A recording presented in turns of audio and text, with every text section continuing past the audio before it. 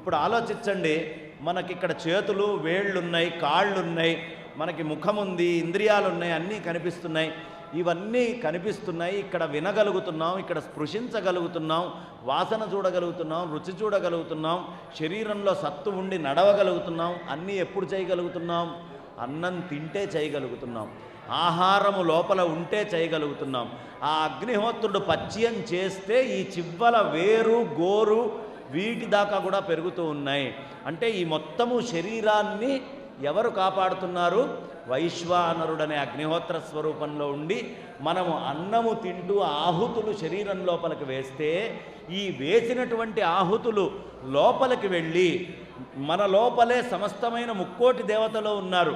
వాళ్ళందరికీ అవసరమైనటువంటి శక్తిని, ఆహారాన్ని లోపల వైశ్వానరుడు అందిస్తే మనం ఇక్కడ మాట్లాడగలుగుతున్నాం, మనం ఇక్కడ వినగలుగుతున్నాం, తిరగగలుగుతున్నాం. అంటే మనం చేసే ప్రతి పనికి ఎవరు కారణం? మన శరీరం లోపల అగ్నిహోత్రుడే కారణం. మన బలం మొత్తానికి అగ్నిహోత్రుడే కారణము. ఆ అగ్నిహోత్రుడికి ఇచ్చేటటువంటి ఆహారం వల్లే మన లోపల శక్తులు వస్తున్నాయి.